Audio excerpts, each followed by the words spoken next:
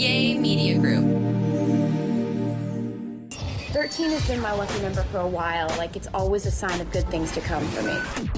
This is 13, a Taylor Swift fan podcast, breaking down every song, every Easter egg, every era, and every theory. Hosted by the biggest Swifties, Nick Adams, Anna Szabo, Amy Nichols, and Lacey G. Welcome to 13, a Taylor Swift fan podcast. My name's Nick Adams. I'm Anna. Amy. And I'm Lacey G. And today we are going to break down track number 19 on the Tortured Poets Department, the Albatross. So good. Written by Taylor Swift and Aaron Dessner. Yay. Now, we are on a big Aaron Dessner streak here. Love. We have, just so you can look forward to what's coming up on the podcast, the Albatross, Chloe or Sam or Sophia or Marcus, How Did It End? So High School, I Hate It Here, Thank You, Amy. Those are are just all all in a row. Aaron? Boom. All Aaron Dessner and Taylor Swift. That's Thank awesome. you, Aaron. And then you got one Jack Antonoff song, I Look in People's Windows, followed, the rest are either solo by Taylor Swift or Aaron Dessner. You have 4 more Aaron Dessner songs after that. So Wow. very So I Aaron guess- Dessner heavy, this part of the album. yeah. The anthology, I Yeah. guess. Yeah, very Aaron. I know, we saw the first part come out, and we were like, where's Aaron? Yeah. I mean, I was anyways. Yeah, he's on, a handful of them, Yeah. 6 or 7, 6 of Sure. them or something. But Wasn't that the same way for Midnights, too, though? That the 3 a.m. edition Had was... more. Yeah. Yeah, I think you're right. Mm-hmm. I think so. Something about just a deluxe. Mm-hmm. That's right. Saving the best for last. There's 13 million reasons why I love this podcast. One of them being, I feel like I learned so much about the song just by researching it for this episode. And I had already felt like the song didn't get the appreciation that it deserved. But after studying the lyrics and everything that we're about to talk about and dissect and get into, it's so genius songwriting of Taylor Swift that it's I want more people to know. I wish it was. And I didn't know a lot of the references that she was making in the lyrics of the song until I started looking into it. And I have a whole new level of appreciation for this song after learning about it. So I'm really excited to talk about it. I'm very excited for this episode. Yeah, my mom just offhand mentioned the albatross around my neck common phrase. I was like, wait a second, are you talking about Taylor Swift? And she's like, no, it's like a thing that people, it's like a thing. I was like, what? Yeah. That's crazy. I had no idea. I had no I thought idea she was either. talking Taylor to me. I had no idea. Talk Taylor to me. Did anyone know what an albatross was before this? a bird. A bird. I didn't know what it was. I mean, I probably could have figured it out, but I don't know. Who says albatross? I didn't. Right. I believe, Right. It's not like a seagull. Yeah. Right. Yeah, it's also a plane. You can have an albatross. It's like a really big plane, I believe. What's But that prison? Huh? There's a Alcatraz. Azkaban? Oh. There's Alcatraz. Alcatraz. Azkaban. Yeah. Taylor Swift and Harry Potter. Azkaban. But yeah, Alcatraz. Okay. Alcatraz is actual prison. Yeah. Let's see the confusion. San Francisco. An albatross, a large seabird that spends its first 6 years without touching the land. Remember when we got the titles of the song? Because I think she had revealed that this was going to be a bonus track. Before we knew there was a double album, she had revealed that the Albatross was one of the variants of the Tortured Poets Department.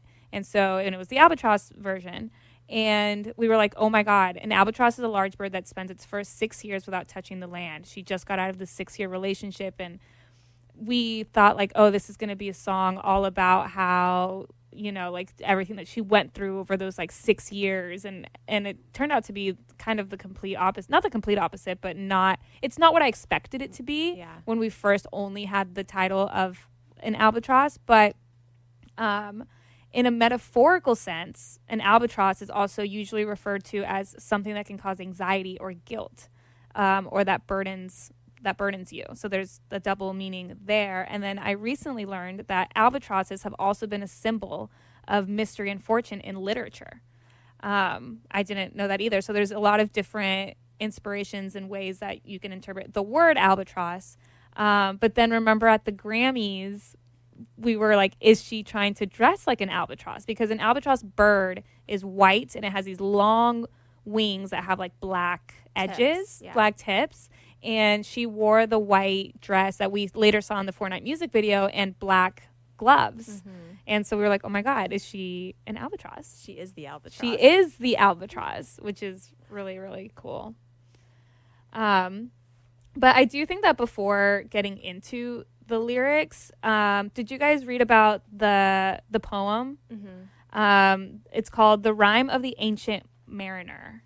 It's from like the 1800s by Taylor Coleridge. And in the poem, and feel free to chime in because I really just very recently learned about this in my research. Same.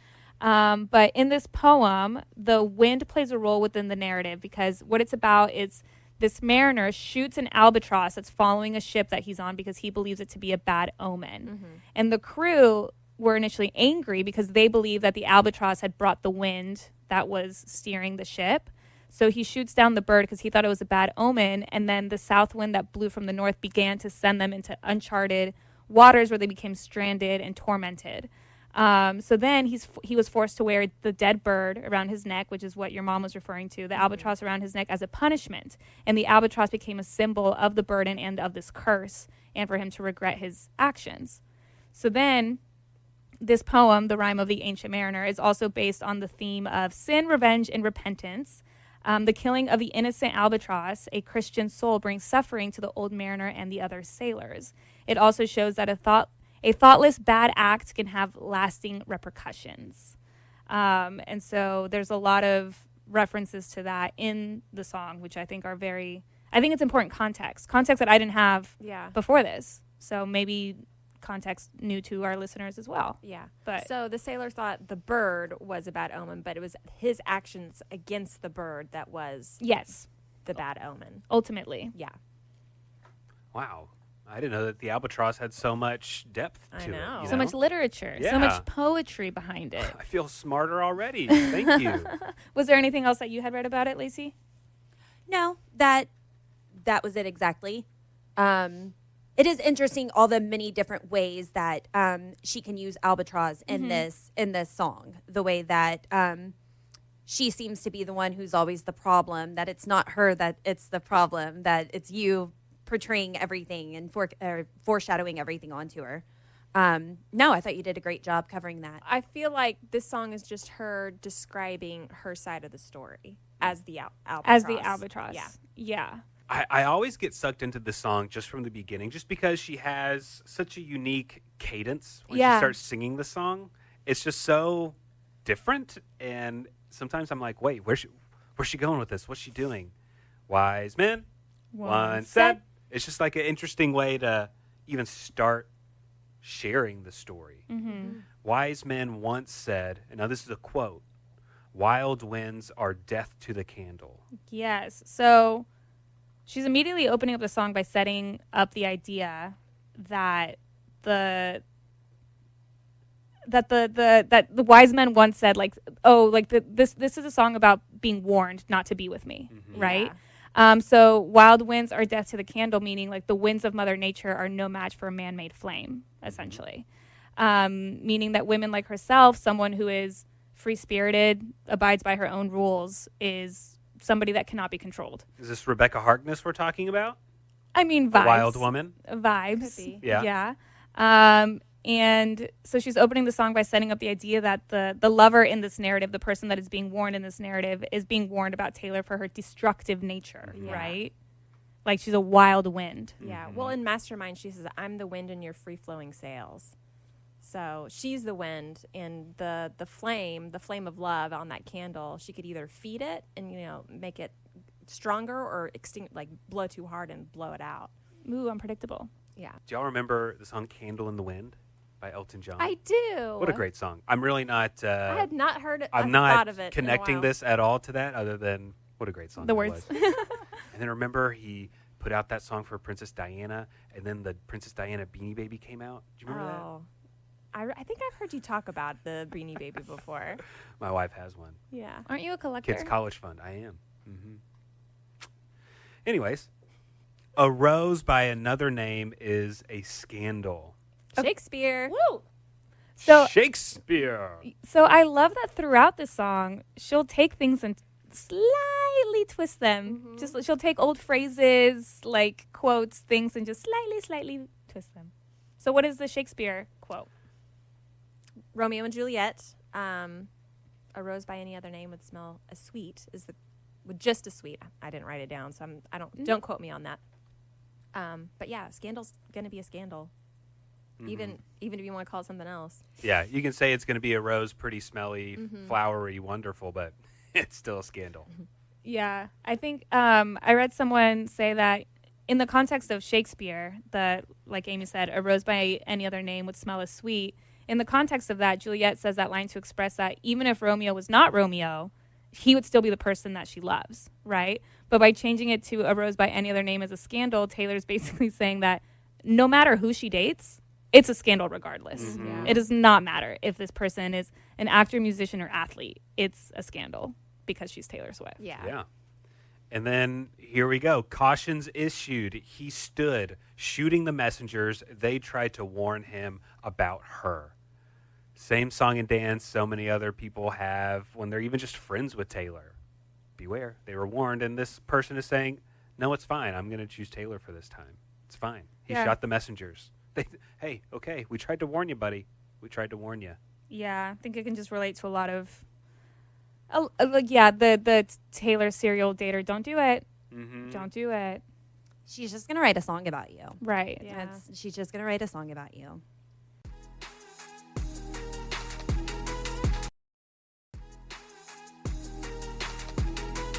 And then again, Taylor takes common phrases and has to twist them a little bit, add her own touch to it. Cross your thoughtless heart. Not just cross your heart, your thoughtless heart. Right, because the phrase is cross your heart and hope to die. Stick a needle in your eye. And that phrase, in case it's new to anyone, cross my heart, hope to die, it typically is to emphasize that you're being genuine, right? Yeah, it's a vow. Like I promise. I Tell promise. the truth. I cross my heart. I cross my heart and swear to die. Like I promise this is being genuine. So by saying cross your thoughtless heart, I feel like she's insinuating that this person is just not taking the warning seriously, right? Like they're not thinking about what everyone's saying. They're going to sign up anyway. Cross your thoughtless heart. Only liquor anoints you. She's the albatross. She is here to destroy you. So only liquor anoints you, I think is interesting, because to anoint means to make someone holy in a religious ceremony through the use of holy water. But she's replacing holy water with liquor. Yeah, I was confused by it. Is it just like alcohol's going to fix the problem? I think it's just an emphasis on the thoughtlessness. Okay. I think. I could be wrong. With the thoughtlessness, I almost thought like naive or inexperienced, childlike. But Or liquor someone is very adult-like. Someone who thinks that they don't need to be saved too. Oh, if this okay. is something that anointing normally would save you from something, then this is you're taking the holiness out of it. Only liquor anoints you because you don't need to be saved. Okay. That's Okay. a reference that I saw somebody else. Or would it be kind of in the same line of thought, but in a negative way? If only liquor anoints you, if it is a reference to alcoholism. Yeah. But I don't know. Could be dealing, Either. drinking to deal with the stress. Yeah. Or could be him ignoring, saying, I don't need anybody to tell me anything. I don't need to be saved. I'm fine. I got this.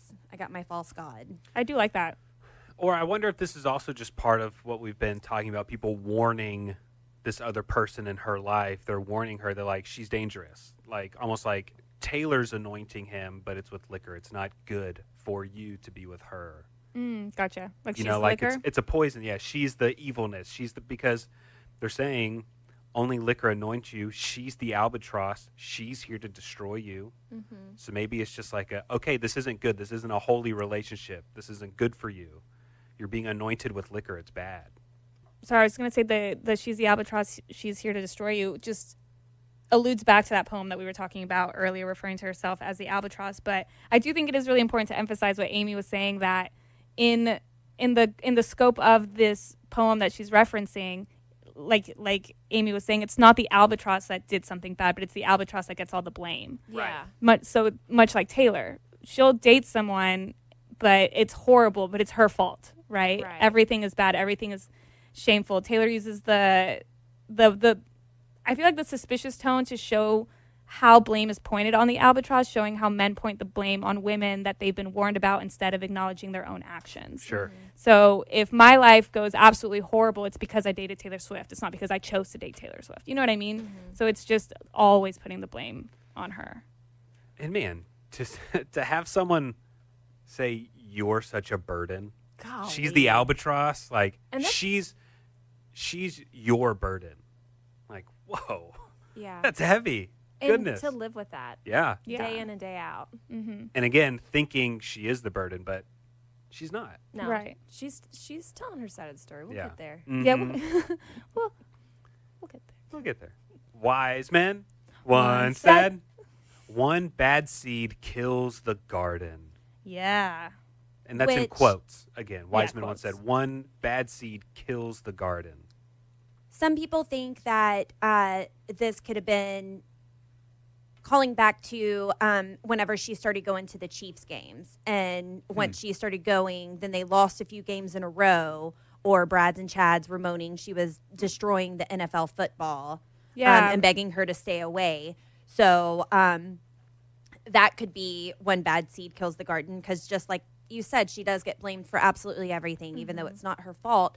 But also, someone else pointed out, one bad seed kills the garden is so clever, because we're familiar with the phrase, one bad apple spoils the bunch. Mm-hmm.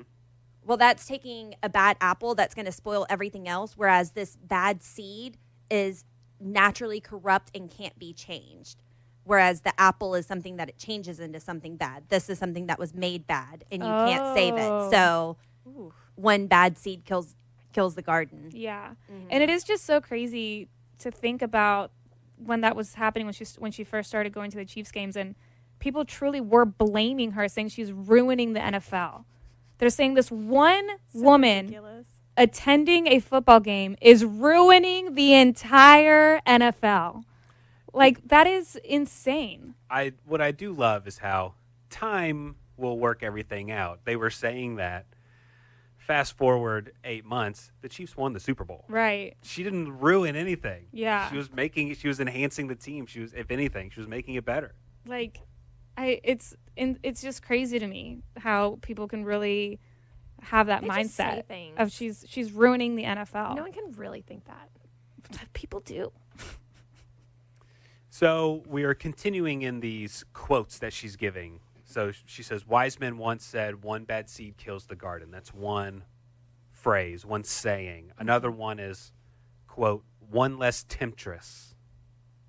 And then, quote, one less dagger to sharpen. Yeah. So they're And- saying 3 things in a row about Taylor. And these last two, I think, are some of her favorite, because she used these lyrics as a tease during promotion Yeah. before the album even came out. Yeah.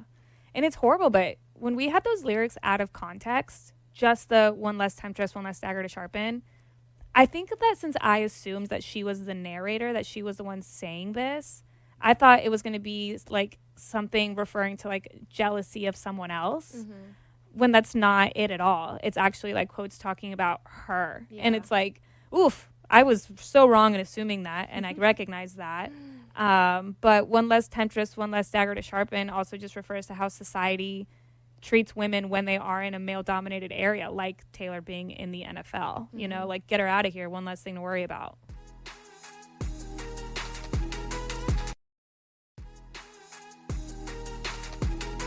And one less dagger to sharpen. I'm trying to say assume, about her. You but know, kill her. We don't need to sharpen anymore because we've already killed her. we've gotten rid of her. Yeah. She's Like, we gone. don't need to worry about her anymore. True. Yeah, one less dagger to sharpen.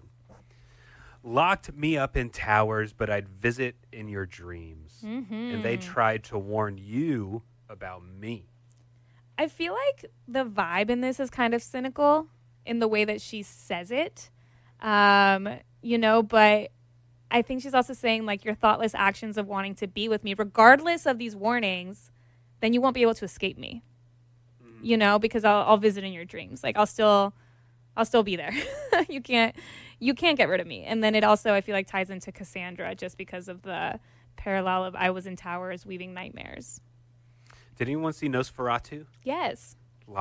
visit you in your dreams. Oh my God, yeah, you're just right. like Nosferatu. Just like Gonna haunt Nosferatu.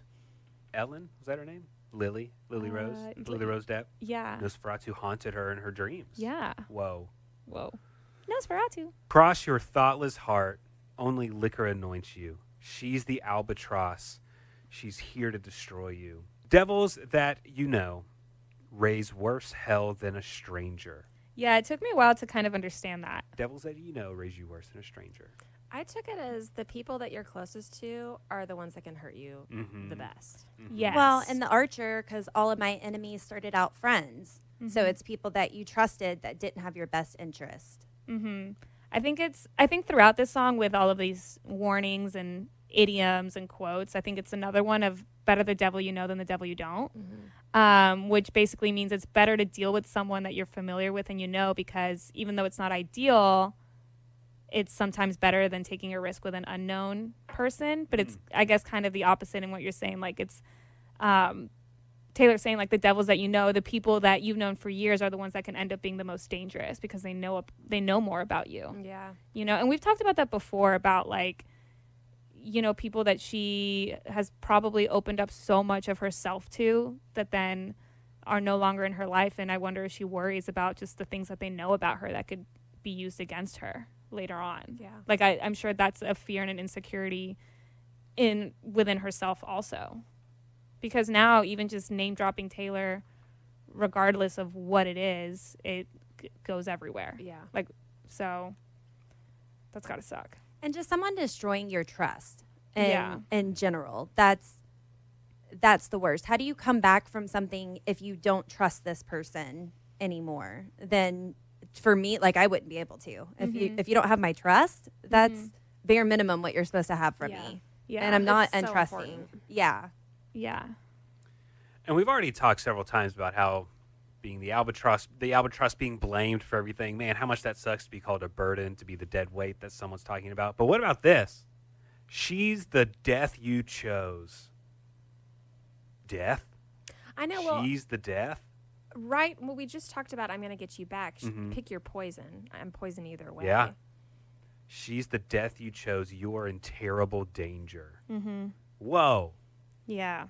And when that sky rains fire on you, and you are persona non grata.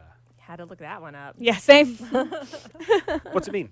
It's a Latin phrase meaning unwelcome person is what I found. So, like, you're not popular anymore. You're not welcomed here. When the group is turning the back on this person that she's with. Yeah, just the whole bridge as it, like, because the raining fire is a biblical reference, right? End of days. Yeah, the raining fire symbolizes just divine punishment for not listening to the warnings. So here this person is not listening to all of these warnings that these quote unquote wise men have been giving. These men, they're telling you I'm danger. They're telling you I'm no good. I'm going to be the death of you.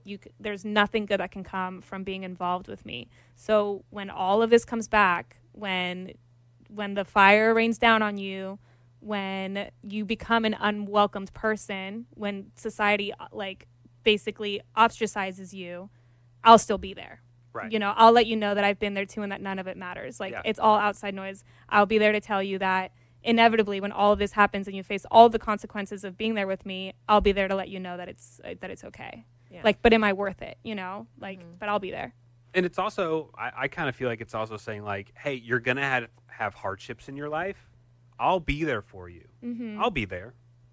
So don't worry about what else is happening. Like, I'm here for you. It's kind when of the world is just against you, I'm here for you. It's kind of like it's like emotional growth following peace. You know, like if you can accept that I'll never give you peace because I am all of these things, I will still be there. That is growth. And it is the opposite of I forgot that you existed, where in I forgot you existed, she's saying, you got your popcorn out and did this as soon as my reps started going down. And now this is different. This is the other side where it's like, well, I told you I can't give you peace, but I'll still be here for you whenever the shitstorm happens for you too. And I'll tell you that I've been there too and that none of it matters. Wise men once read fake news and they believed it. I love that because now she's immediately taking away the credibility of these wise men that have been warning you. Like they're not wise. They're not wise. They read fake news and they believe it. Yeah. They believe everything they read. They read the headline, but they don't read the article. You know, like that kind of, she's just taken away that credibility of these people that believe all of the rumors. They believe everything that they've ever heard about me, but they don't know me. They don't take into account that Taylor Swift is an actual human being and an actual person, right? So she's also just saying that all of these warnings that they've been giving you this entire time throughout the entire song, they're fake, they're not true. Like they're trying to blame me for something, but they don't know me. Jackals raised their hackles. I love that line. What's a hackle? You know how their hairs kind of go up whenever they're on the defense? Sure. They So just, jackals stand up. are dogs, right? Yeah. Like, I mean, I think it's a type of dog, right? Yeah. Jackals is a wild dog. Yeah, like a wild dog. Yeah. Okay. So they're just like On their hackles? defense. They're Okay. at an alarm state. Yeah, they're like aggressive. They're getting aggressive to try to fend off predators. So they're already getting their anger up. Jackals raised their hackles. You couldn't conceive it. You were sleeping soundly when they dragged you from your bed, and I tried to warn you about them. I love that. Just turn the tables. I love here. that. Turn the tables. Like, Why haven't you been listening? I know. like I'm also warning you that all these people are going to say all of these things about me, about being with me, right? Like, she's saying that she warned the other person in this story, like she warned her lover about all of this, how everyone would turn their relationship into a scandal, how they would be villainized one way or another, how it's impossible to avoid. I tried to warn you about them. I tried to warn you about the critics, about the cynics and their cell phones, you know? And how heartbreaking to think that this is truly what she thinks. Like, she thinks, hi, I'm the problem, it's me. Not that I'm giving everybody and I'm gracing and I'm adding economic boost to everywhere that I go to and I'm helping all these individual businesses and stuff. But she still goes home at the end of the day and is like, it's my fault. I'm too famous, too popular. I can't have it all. I can't have a good career and love. I can't have everything. I saw someone recently, I want to say it was Robbie Williams. It was someone that's like been super famous for a long time, saying that Taylor Swift is just so incredible because she carries herself so well, in that she like is dealing with so much. And we see that in her songs, and we as Swifties who like actually study her lyrics can understand that and see that. But to the average person, like, she hasn't had some sort of insane, crazy breakdown. She has been able to, at least from the outside, it looks like she's handling it pretty well. Yeah. And I think he was saying something about how like people just don't realize how much it takes to be able to do that. You have to have a strong team. Yeah. A Backing strong support you. system. Yeah. For sure. And she does, Yeah. which we're so glad. So I crossed my thoughtless heart, spread my wings like a parachute. I'm the Albatross. I swept in at the rescue. She's here to save the day. I love that she's claiming it. Yeah. She's Yes. embracing it. Like, yeah. everyone told you I was wrong. I'm the one thing that's saving you. Which is great. And I also love how it's just a very classic Taylor Swift trademark writing style of taking an earlier lyric and switching it around. You know, this whole time she's saying, cross your thoughtless heart. She's like, so I cross my thoughtless heart, spread my wings like a parachute. I'm the Albatross. I swept in at the rescue. I love it. She's embracing it. And I feel like she's kind of saying, like, I'll protect you regardless of the harm that comes your way because of me. The devil that you know looks now more like an angel. I'm here for you. Everyone said I'm the devil. But now that you're in a dire circumstance, I'm an angel. Like, I'm here. I am the savior I'm here. the best thing at this party. Yeah, exactly. Yes. I'm the life you chose in all this terrible danger. So cross your thoughtless heart. She's the Albatross. She is here to destroy you. It's so good. It's Yeah. It's just it's such an incredible way for her to take that poem, that already existing poem that, like, you know, showed the albatross as to put herself in the, when she says, I'm the albatross, like to connect that to her life is incredible. Just as a deep woman, as a songwriter, as a lyricist, just as a writer in general. And I also want to pat ourselves on the back for being able to catch on to that. Like, I feel like by studying her lyrics and her discography, like we know her mindset, so that when she does make a lyrical reference like this, we understand what it is that she's saying. And I think if we didn't already study the 17, 18 songs that came before this, it would be a little different. So I just think that's really cool. yeah. Tay Concept on Reddit said, it's such a lovely song. It's if Ivy and Blank Space had a baby. The whole idea of the media perceiving her as a man-hungry monster versus the ever more whimsical vibes. It truly fits the tortured poet concept. Yeah. That's those are two interesting songs to slap together. I like it. But That's I can cool. see it. Yeah, it makes sense. I can see it. Yeah. What a good song. What a good album. What's everybody's favorite song today? Today? The Albatross. The Albatross.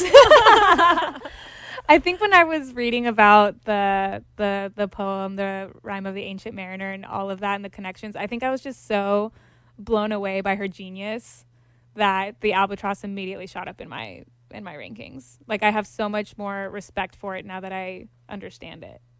So today, the Albatross. Close second, I hate it here. I just love that song. It's so good. Which we're going to be getting into very, very soon. Yeah. Well, before we go, should we hear from some of our listeners who have Yes. left us some great voicemails? Absolutely. Who do we have, Lacey? So, a lot of cool ways to get in touch with us. We want to encourage you to join us in our Lobster Lounge. You can join us there, station.page/13.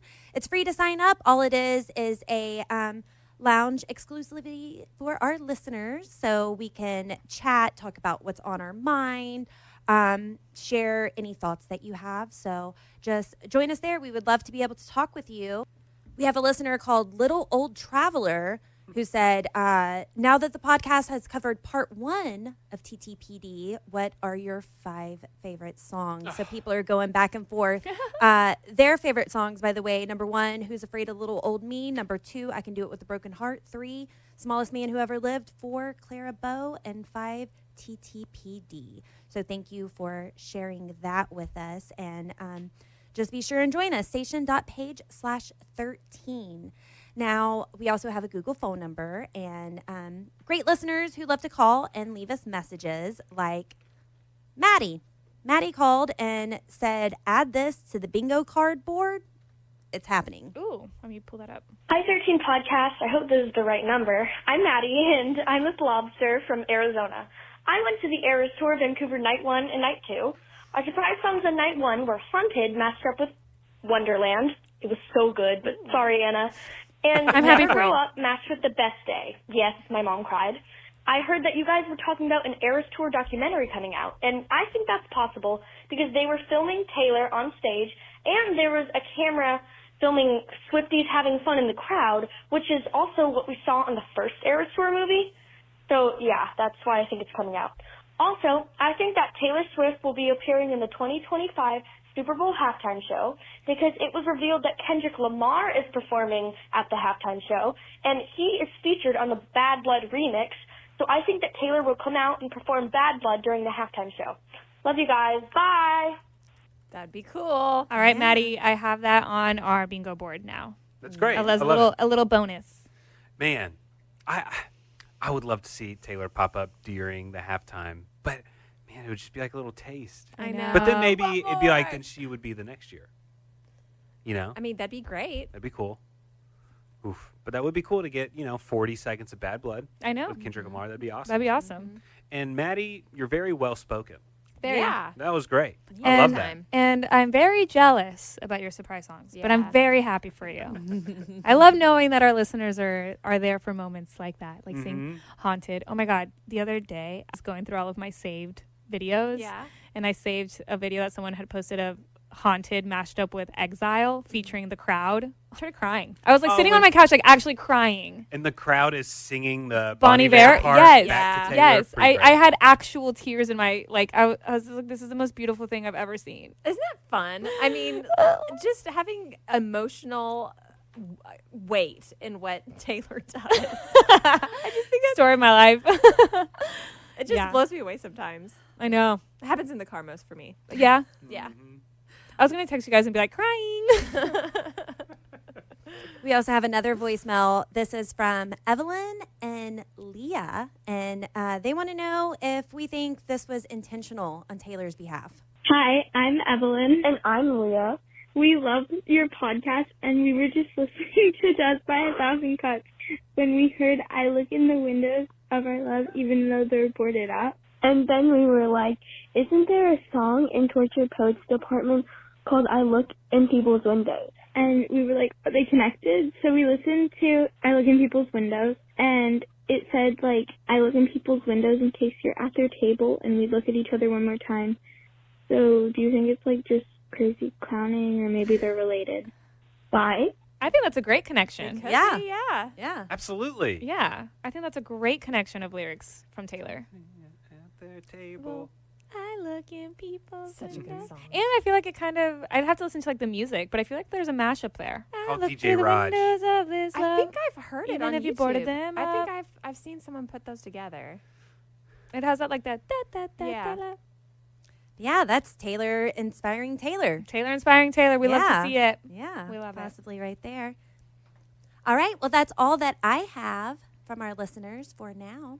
Perfect. Well, again, guys, we are in a big Aaron Dessner stretch. So please come back and listen to us next time. Of course, before you come back, I want you to make sure that you have subscribed to us on all the podcasting platforms. Check us out on YouTube. All the ways to contact us are in the description of this podcast.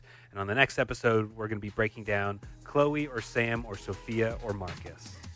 Thanks for listening to 13, a Taylor Swift fan podcast. Subscribe for free and leave a positive review on Apple Podcasts, Spotify, or Google Podcasts.